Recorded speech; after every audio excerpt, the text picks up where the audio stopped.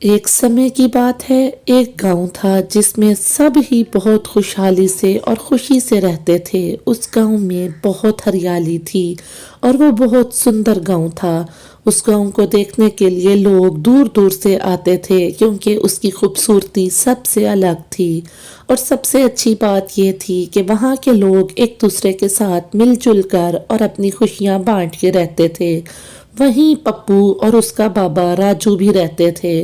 راجو کھیتی باڑی کرتا تھا اور پپو اس کا ساتھ دیتا تھا جب اس کو چھٹیاں ہوتی۔ اچانک اس گاؤں کو ایسی نظر لگی کہ ایک دن ایک چڑیل وہاں آ نکلی۔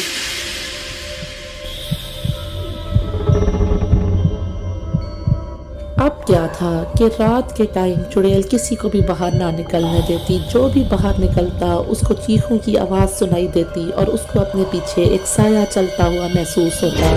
ایک دن پپو باہر کھیل رہا تھا کہ اچانک ہی اسے سایہ محسوس ہوا اور وہ دوڑتا دوڑتا اپنے بابا راجو کے پاس آیا۔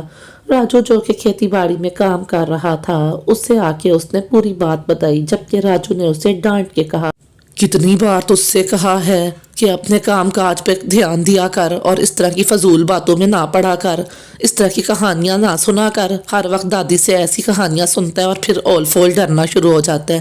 جا، آج کے دور میں ایسا کچھ نہیں ہوتا، سب بکواس ہے، جا اپنے کام سے کام رکھ۔ پپو وہاں سے اپنے گھر آتا ہے اور آ کے اپنی ماں سے بات کرتا ہے، ماں آج چڑیل نے میرا پیچھا کیا، میرے پیچھے ایک سایہ لگا، جبکہ بابا نے میری بات کا یقین نہیں کیا۔ ماں تو فکر نہ کر، میں بھائی سے بات کروں گا، وہ میری بات ضرور مانیں گے۔ اس طرح کی چیزیں آج کے دور میں بھی ہوتی ہیں، تجھے رات کو آئندہ کے بعد اکیلے نہیں جانا۔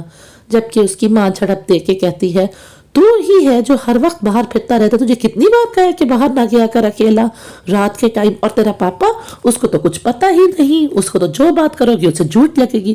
ارے لڑے نہیں آپس میں بھائی جان سے بات کروں گا اور پھر دیکھتے ہیں کہ کیا ہوتا ہے۔ اس مسئلے کا تو کوئی حل نکالنا ہی ہوگا، ورنہ گاؤں میں خوف پیدا ہو جائے گا۔ یہ کہہ کے ماما اپنے بھائی یعنی جیجا جی سے بات کرنے کے لیے پہنچ جاتا ہے۔ ارے بھیا جی، آپ کو اس کی بات پہ یقین کرنا چاہیے تھا، ساتھ والے گاؤں میں بھی اسی طرح کی گھٹنائیں ہوئی ہیں اور اب یہاں پر بھی شروع ہو گیا ہے، ہمیں اس مسئلے کا کوئی حل نکالنا ہوگا۔ ہیرا، مجھے تیرے اوپر یہ یقین نہیں تھا، میں سمجھتا تھا کہ تو ایک پڑھا لکھا انسان ہے اور شہر سے پڑھ کے آیا ہے، لیکن تو بھی اسی طرح کے بچوں والے باتوں میں پڑ گیا۔ کچھ نہیں ہے، یہ صرف ماں جی کی فضول کہانیوں کا نتیجہ ہے اور کچھ بھی نہیں۔ جیسے ہی رات ہوتی، چڑیل گنگنانا شروع کر دیتی اور جھولا جھولنا شروع کر دیتی۔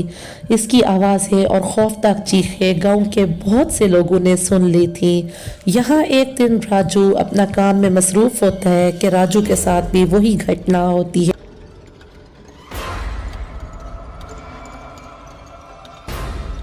راجو دوڑا دوڑا گھر آتا ہے اور گھر آتے ساتھ ہی وہ بے ہوش ہو جاتا ہے۔ اس کی پتنی پانی لانے کو کہتی ہے، ارے بھائی پپو کدھر ہو، سنتے ہو، ذرا پانی لاؤ، تمہارے پپا بے ہوش ہو گئے ہیں، پپو ہو، سنتے ہو ذرا۔ جیسے ہی ہوش آتا ہے تو اس کی پتنی جھگڑنے لگتی ہے، آپ کو کتنی بار کہا تھا لیکن آپ تو سنتے ہی نہیں تھے، آپ تو مانتے ہی نہیں تھے، آپ کو تو کسی بات پہ وشواس تھا ہی نہیں، اب دیکھیں گے سب کچھ کیا ہے۔ گاؤں کی باقی کی عورتوں نے بھی مجھے یہی بات کی ہے، وہ کہتے ہیں کہ رات کو کوئی نہ کوئی آواز سنائی دیتی ہے اور جھولا جھولنے کی اور چیخوں کی آواز سنائی دیتی ہے۔ اس پر راجو خاموش ہو جاتا ہے اور وہ شرمندہ ہو جاتا ہے۔ بات پھیل جاتی ہے اور گاؤں کا سرپنچ ایک دن دوڑا دوڑا راجو کے پاس آتا ہے۔ ارے راجو، یہ کیسا حال بنا رکھا ہے تو نے؟ کیا جو باتیں ہم سن رہے ہیں وہ سچ ہے؟ اور تیری حالت دیکھ کے تو لگتا ہے جیسے سچ ہی ہے، گاؤں کے بچوں نے باہر نکلنا ہی چھوڑ دیا ہے رات کے ٹائم۔ جی سرپنچ جی، ساری بات آپ ٹھیک کہہ رہے ہیں، میں ہی تھا جس کو پہلے وشواس نہیں تھا، لیکن اب تو میں نے اپنی آنکھوں سے ہی دیکھا ہے، بہت خطرناک چڑیل ہے جو سایہ بن کے پیچھا کرتی ہے۔ تو فکر مت کر، میں ایک شخص کو جانتا ہوں جو کہ چڑیلیں نکالنے کا ماہر ہے، میں آج ہی اس سے ملتا ہوں اور اس مسئلے کا سمسیا نکالتے ہیں۔ سرپنچ اسی ہی روز شہر سے ایک شخص کو بلاتا ہے جو کہ چڑیلیں نکالنے کا ماہر مانا جاتا ہے۔ آپ فکر مت کریں سرپنچ جی، یہ تو میرے بائیں ہاتھ کا کام ہے، جتنی بھی خطرناک چڑیل کیوں نہ ہو مجھ سے نہیں بچ سکتی، بس صرف آپ کو یہ کرنا ہوگا کہ مجھے اس کے ٹھکانے کا بتانا ہوگا جہاں سے آپ آوازیں سنتے ہیں، ٹھیک ہے؟ اس دن اسی روز ہی رات کو وہ شخص وہیں چلا جاتا ہے جہاں پر چڑیل کا ٹھکانہ ہوتا ہے اور سامنے سے چڑیل بیٹھی ہوتی ہے۔ ارے او انسان، تیرا یہاں کیا کام میرے ٹھکانے پر؟ تو کیوں آ پہنچا؟ بڑی غلط جگہ پر آیا ہے تو اب یہاں سے واپس بچ کے نہیں جائے گا تو؟ اریو چڑیل، چپ چاپ اس گاؤں سے چلی جا اور ان کا پیچھا چھوڑ دے، ورنہ مجھ سے برا کوئی نہیں ہوگا۔ کئی گاؤں کو اور کئی گھروں کو میں نے تیرے جیسی بری چڑیلوں سے آزاد کروایا ہے۔ ہاں ہاں ہاں ہاں ہاں، تو نے آزادی دلائی ہوگی لوگوں کو میرے جیسی چڑیلوں سے، مگر مجھ سے نہیں۔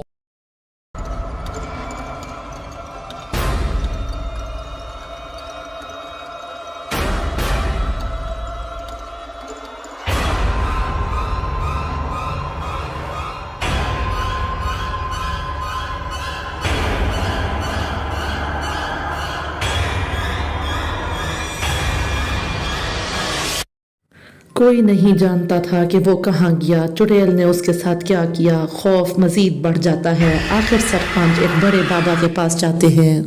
سرپنچ بڑے بابا کے پاس پہنچ جاتے ہیں اور گرو بابا کو ساری بات بتاتے ہیں کہ کس طرح سے ان کے گاؤں میں ایک چڑیل نے بسیرا کر رکھا ہے اور وہ خوف و ہراس پیدا کر رہی ہے۔ سرپنچ کی بات سننے کے بعد بابا کہتے ہیں کام تو مشکل ہے لیکن مجھے اس کے ٹھکانے کا بتاؤ، اب وہ نہیں بچے گی۔ بس گرو بابا اس تک پہنچ جاتا، اگر تجھے اپنی جان پیاری ہے تو اس گاؤں کو ہمیشہ ہمیشہ کے لیے چھوڑ کے چلی جا۔ تھوڑی دیر ان دونوں کا آپس میں مقابلہ ہوتا ہے اور اس کے بعد گرو بابا چڑیل پر قابو پا لیتے ہیں اور اس کو ختم کر دیتے ہیں۔